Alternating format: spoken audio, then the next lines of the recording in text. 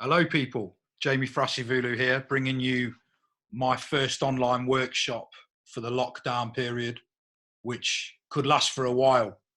I'm going to attempt to bang these out at least once every 2 weeks. I may do one a week, depending on the amount of time I have. I'm busy working on quite a lot of projects at the minute, despite the fact we're in lockdown.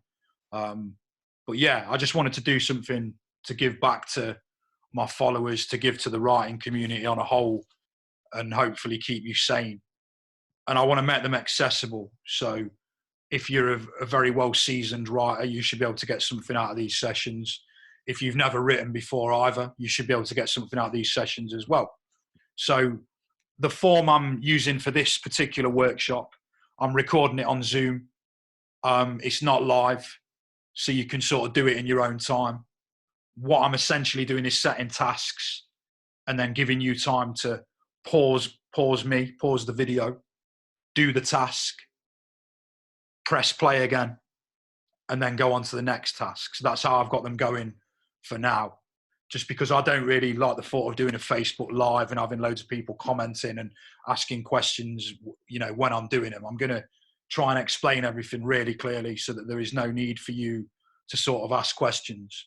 I've got a screen share option, so I'll be able to share examples of what I mean by certain tasks where it's necessary. Obviously, if you can give me some feedback as to how this is working for you, if you would like the option of doing something more interactive, I do have the means to do that through Zoom. We could set up conference calls maybe in the future and have a few people involved and set up kind of a little writing group where I'll give you feedback, etc., where you can ask questions, get them answered. That's no problem at all. But for now, this is the first one I'm going to put out there. And yeah, I've got 4 tasks for you. So each session, I'm going to start off with a free writing task. So the first free writing task for this session, what I would like you to do is to go to a window. We're all on lockdown at the minute, so I figure we all have windows as well. If you don't have windows, then I feel pretty sorry for you, to be honest. And I suspect that you might be lying to yourself. You can't really lie to me because you can't interact with me. But basically, I want you to go to the window. And what I'd like you to do, I'd like you to spend 2 minutes looking outside the window. And I would like you to take in everything that you see. I'd like you to zoom in on points that are immediately closer to you. So that could be looking down into your garden or looking down onto the pavement right outside your street. And I want you to zoom in to the horizon as well. So what can you see on the horizon? So what I'm going to do, I'm going to give you 2 minutes to do that. I want you to try and take in as much detail as you can into your head in those 2 minutes. Just build up a clear image. I don't want you to write anything down. I don't want you to take any notes. I want you to just use your mind and create the image of what is outside within your head. So I'll give you 2 minutes now to do that. So if you want to use the timer on your phone or a good old-fashioned watch or the clock on your computer, whatever it is you have to do, take 2 minutes, pause me now, and come back. So I'm assuming that you've spent 2 minutes looking outside your window, taking everything in, like I said. So what I want to do now is for you to set your timers again for 5 minutes, and I want us to do a free write. The idea of the free write is not to concentrate on grammar, punctuation, spelling, any of the stuff that gets us hung up, any of the technical stuff that gets us hung up. The idea is that everything you create during a workshop is a first draft. So it will definitely contain errors. It will definitely contain spelling mistakes, etc. But we don't worry about that because we rectify that during the drafting process when you make it a second draft, third draft, 100th draft, whatever it is you do with the piece of writing. So I want you to make the act of this free write as subconscious as possible. So I literally want you to hit the page with your pen and just go and don't stop. If you type in, the same rules apply. I'd advise you personally to be writing in a journal, writing in a book. I think that's the best way to produce a first draft. But if people prefer to type, that's entirely fine as well. So I want you to take 5 minutes of doing that. And the instruction for the free write, having now made you aware of what is outside and making yourselves aware of what is outside, I want you to now write and focus on what's not outside. I don't mind if what you've seen enters into the narrative of what you're writing. I don't mind if you end up juxtaposing what's there and what's not there. It's a free write. It's just a warm up. But yeah, set your timer for 5 minutes and just think about what's not there after you've seen what is there. And again, if it turns into some kind of stream of consciousness where bits flow in and out of each other, that's absolutely brilliant. So again, I'm going to ask you to pause the screen, set your timer for 5 minutes, and just go for it.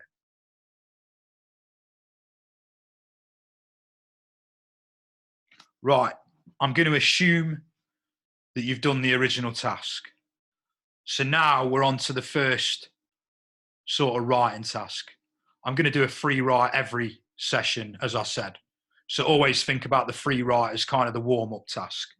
And then the other tasks we're going to hopefully get a bit deeper with, basically. So the first task that I want us to think about, we're going to look at a form called the golden shovel. It's quite a well-known form. You may well have encountered it before. You may well not have encountered it before. Either way, it's completely fine. The good thing about the golden shovel is that it takes an existing piece of writing and we use that to help us maybe unhelpfully shape the new piece of writing we're going to work on. So, for example, you could take a line out of a novel that you like. You could take a line out of a song that you like. You could take some dialogue from a movie that you like. Whatever it is entirely up to you. But the main sort of rule here is that whatever line it is you take each word, and each word becomes the last word in the line of the current text you're writing. And that sounds pretty complicated, right? So I figured the best thing to do is to show you an example. So this is a nice little Blue Peter moment of one of my own that I wrote the other day. And for mine, you should be able to see this on your screen now. It's called Hanging Around Golden Shovel. So I used Hanging Around by the Stranglers. So what I've done here, I've highlighted what I mean with the instruction. So you'll see that all these words in blue down here make up the line that I used and chose from the song. So down the court road early with the hustlers big and burly. There's a million of them selling and the buyers can be found. They're just hanging around. Yeah. So you can see that this end bit is already the existing bit of writing that I was on about. Now, like I say, that's either helpful or unhelpful, because in a way it sort of guides us to write knowing what the last word of each line is going to be, which can actually make it tricky. So what I figured I'd do, I'll just read out mine, and then you've got an idea as to how you can go with it, and you can do exactly what you want with it. So I'll go this, Hanging Around Golden Shovel. With staggering his step of Carlsberg's special variety, he wandered down Drunk Street, head held low, obsolete, yellow, tashed, fag-lipped, the stench of him clinging to the air. Eyeballs suited and booted for court, fooling no one in such weathered funeral attire, walking death's road. A journey he knew by now not to fear, for it may well come years early. Jagged lines corroded his insight, no stick to beat the human traffic with. Would have taken bets on who'd go next, lacked the fire or precision for the job to be done. Felt guilty sorrow, dished out quids to the toothless hustlers. Wasn't his job to win the lottery, but it had helped create a society that was big. He liked writing lists in his noggin, lists about birds, shopping, dreams, and that kind of thing. In his day, he was a fit fiddle type, Jim Hench and Burley. hated the stereotypes that attach themselves to his life's narrative. There's always someone giving it the bigs and fancying your title. He'd lived it, a full life's worth, wouldn't stop fighting them until he'd won at least 1 million jewels. There's naught to be proud of, but there's no shame living that kind of life neither. Made for an interesting read. You want stories? He's a load of them. There were the grafting days on site and then the dark homeless days selling his soul to anyone who'd listen. He'd learnt to embrace the cold darkness and avoid the light. Wouldn't eat McDonald's or any of that shite. Preferred the traditional kind of route. Belly full of meat, free veg, Yorkies and that. Buyers were everywhere for that kind of grub. Couldn't beat it. Warm gravy too can liven up the dullest meal. Only once read tradition was illusion. But it couldn't be. He was proof of that. Archetypal, salt of the earth bloke that just can't be found anywhere, especially these days. He'd watched kids trying to make a raise. They're useless at it. Lack the gift of the gab, the tongue of the prophet, no diction, just gob, gob and more gob. Ought to try being polite instead of annoyingly hanging. Faces already told their story, needed to learn. What goes around, comes around. So that just gives you an idea as to how it can flow. It really is up to you. You could try and create full sentences out of what you're saying, or you can cheat like I did and use the last word to go on to the next line. That's the beauty of poetry. It's up to us what we do. So yeah. So what I'm going to ask you to do is obviously take some time to go and find a little piece that you want to use. If you want to go really hardcore, you could go for a full paragraph and go for some epic poem. That's entirely up to you. Again, I'm just going to ask you to pause the video so that you can go and find a piece, search online for some song lyrics, pick up a book, pick a line out of the book, whatever it is, and just do exactly as it was there. So just to share it with you again, you can see you put basically the last word, basically the line you pick, you write the words down like this. So mine was the Stranglers. Down the court road early with the hustlers big and burly. There's 1 million of them selling and the buyers can be found. They're just hanging around. So that gives you an idea, yeah? So yeah, I'm going to shut up again. Well, I'm not really. I'm going to ask you to shut me up by pausing the screen. So yeah, pause the screen, go away and do that. Take as long as you want with that task, really, because essentially it could take ages, or you could pick something short and it could take you 5 minutes. But yeah, pause the screen, crack on with that task. And then when you press play again, my mug will still be here and I'll give you the next task. Right, so I'm going to assume that you've done the golden shovel. So the next thing I wanted to look at, which would help if I had the book in my hand actually, but I've got the book here. I've put this onto the screen, which I'll share with you in a minute. So we're going to look at a poem by Peter Redding. This was originally from a collection of his that was called 5 by 5 by 5 by 5 by 5, which was published in 1983. You can get it in one of Peter Redding's collected works, which is #1, Poems from 1970 to 1984. This edition, this is through Blood Axe Books. I believe you can still get it. I believe they still publish it. If they don't, then obviously it'll be an Amazon job. But what we're looking at here is that Peter Redding came up with an interesting form, and this is a form that he came up with. So in terms of the 5 by 5 by 5, etc., what it actually applies to, and again, I'm going to share this on the screen with you just so you can have a look.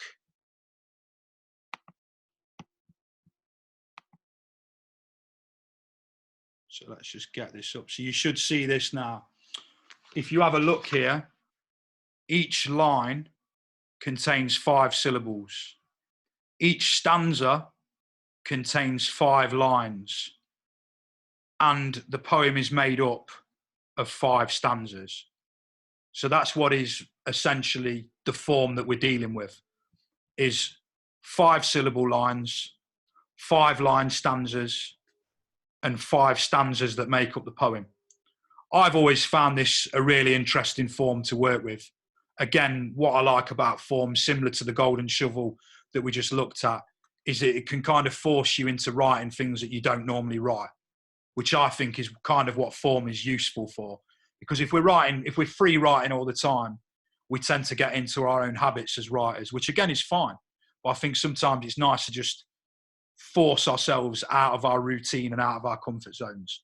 And that's essentially what I'm going to be trying to do with a lot of these sessions over the next however many weeks we are here. So again, I'll read this out to you. I'll read mine from the copy of the book though, because I can see it a bit better.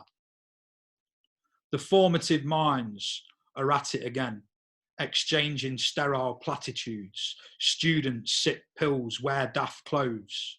One of them yaffles in gormless Scotch tones, treating of ball games and cheeky, rude pranks. He's a fun person. Too much confidence, no respectful fright or awareness yet of mortality, too much decibel. Here, the author snatched up his bick and scrawled on his beer mat. In next Saturday's match, regrettably, Jock was savagely tackled, losing 8 teeth and choking on his gum shield. He died in the ambulance. So obviously, as you'd expect from me, that's typically cheery. That's why I like Peter Redding, quite a cynical writer. I think I can be a bit cynical myself.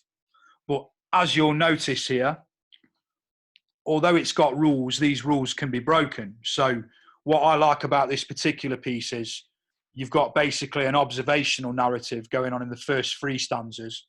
And then we've got the bracketed bit where it switches to the author's kind of fantasy about what's happened to Jock. You know, he's called Jock in this, obviously.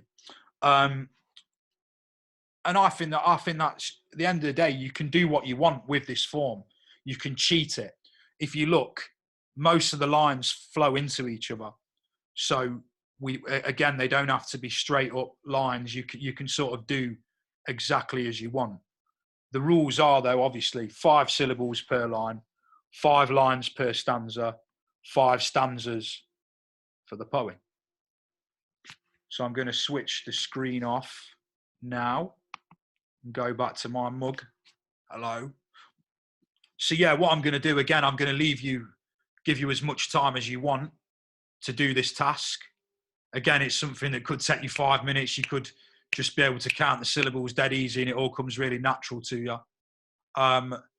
If you're struggling to count syllables, which most of us can at times, sometimes there are certain words we wonder. I remember something that someone taught me for counting syllables, and it's to do with your chin movement. So, for instance, if you say the word no, it'll hit your chin. Your chin will hit your hand once. If you say hello, that'll be 2 syllables. Hello, yeah, hello. So you can sort of do it just through your jaw movements. That was always the best way somebody taught me. But yeah, I'm going to give you, again, as long as you like, just to fulfill this task and give it a go. So I'll ask you to pause the screen now and shut me up again. And I've got one more task for you. So hello again. I'm hoping that you did the 5x5 sort of task that I set. And obviously I've got one more task for you. So the idea of this next task, I decided to use one of my own poems for it because, you know, that's my privilege, isn't it? I'm allowed to do that. Jeez, you know, you've got to have some time to show off your own work as well. So this particular poem is from my collection, Our Man, that was out last year. Nice little plug there as well, you see. And what I'll do first, I'll read the poem. Again, I'll bring it up on your screen. So let me just get this up. So again, you'll see it here called Someone's Left Behind a Sovereign Ring. And I'll read it for you. You might have heard this. Apologies if you have. No, not really. I'm not really that sorry, actually. I'm glad you have if you have. But it goes like this. And I'll explain the context afterwards. Someone's left behind a sovereign ring. I see you and you see me, but there are black spots. In the corner to the left of the pool table opposite the dartboard, or in that seat by the window, the one in which Stevie glassed that Cockney youth right after he said, I actually liked Thatcher, or matter of factly. Good old Stevie saw to in mind. Obviously, there's the bogs as well. Both cubicles are guaranteed occupied on a weekend night. The tiles still caked in tar from before the smoking ban. Toilet tops littered with nefarious substances. Fast catching, someone's even left behind a sovereign ring. Back at the bar, Murdoch newsreading Muppets are rendered defeated and drank out for the day. The monitor behind the bar details every word of crimes that pay, every utterance of knocked off meat, deli cheese, HD teddies and games consoles chawed and cheap with no guarantee.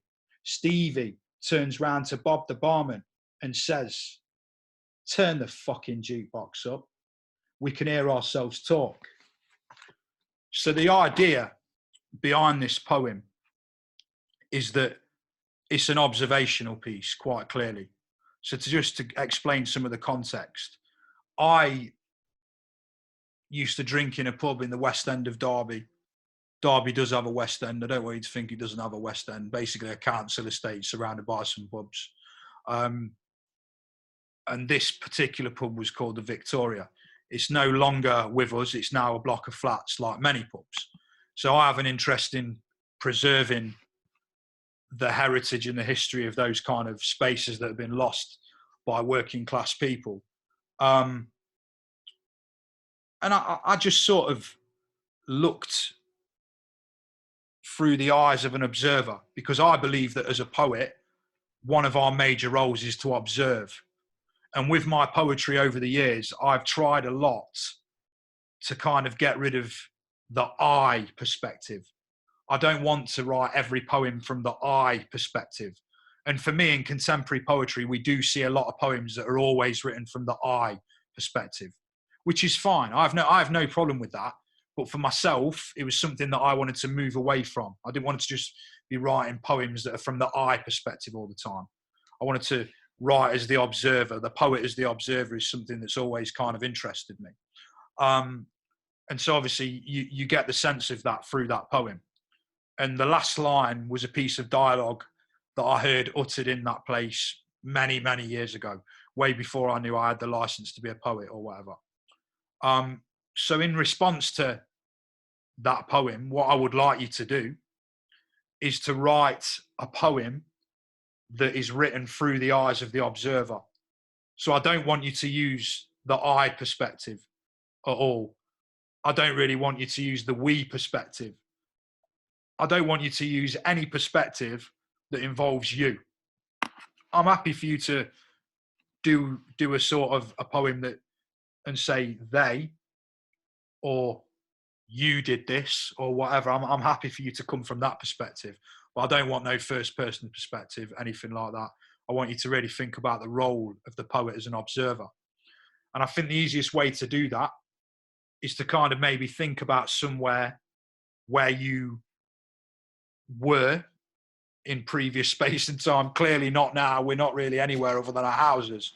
But think to those golden days when you were allowed out of the house in public and into bars, pubs, restaurants, schools, wherever it is. It could be something from your past at school. And I want you to think about how you're going to recreate the image of that place through a poem, through a narrative. I mean, mine's pretty much a bit of a story as well as a poem. Well, let's not forget that poetry and stories have a big cross section in the middle where they meet. And essentially, poems are stories, stories are poems. I don't want to get into a big mass one-way debate about that, but yeah. So just use that idea as a stimulus and go for it. If you want to stick to maybe a rule, if you want a little rule thrown in there, end the piece on a line of dialogue, like my piece. My piece, it ends on a piece of dialogue, just to show it you again, just so you can see. It says, turn the fucking jukebox up, we can hear ourselves talk. So that's the piece of dialogue at the end of my poem. if you want to do the same and end the poem that way, that'd be brilliant. So again, I'm going to give you the time just to do that. I'm not really going to be saying anything afterwards, so you can go and do your own thing now. I'm not going to say any more. Thanks for tuning in. I hope the video's been helpful to you. I hope I've given you some tasks to play with that can keep you entertained, free of boredom, free of insanity for, you know, a short while at least. Please feel free to share the video with anybody it might help. Feel free to show people to my YouTube channel so they can check out some more stuff. I'll be putting all the videos on there, as well as sharing on the Facebook group, share them on Twitter, put a link on Instagram, all that kind of stuff. And yeah, comment if you found it useful at all. If you want to make a donation to me, all I'm going to do with the money is essentially buy more books. So I'm going to use any money that's donated to these workshops to buy more books. So the more books that I buy, the more poems that we have to play with. Because, you know, there's a lot of good collections coming out even during the lockdown. So that's all I'll be using the money for. I'll put the PayPal donation thing in the links underneath this. But if you want to pay any money to j.thrasivoulou@hotmail.co.uk into my PayPal through that email address, feel free to do so. But if you can't afford to do that, you don't want to do that, whatever it is, that's totally cool as well. Please still come and get involved in future workshops. Like I say, I may well do something more interactive in the future, but for now, that's all from me. So yeah, thank you for tuning in, and take care and look after yourselves. And yeah, stay in and do some writing, do some reading. There's loads we can be doing that's actually positive in this time. So I hope this has been helpful, and I'll see you all soon. Feel free to leave a comment as to how you found it, etc. That'd be great. That helps me with my feedback. I'm always looking for feedback. So good stuff. Take care. Thank you very much.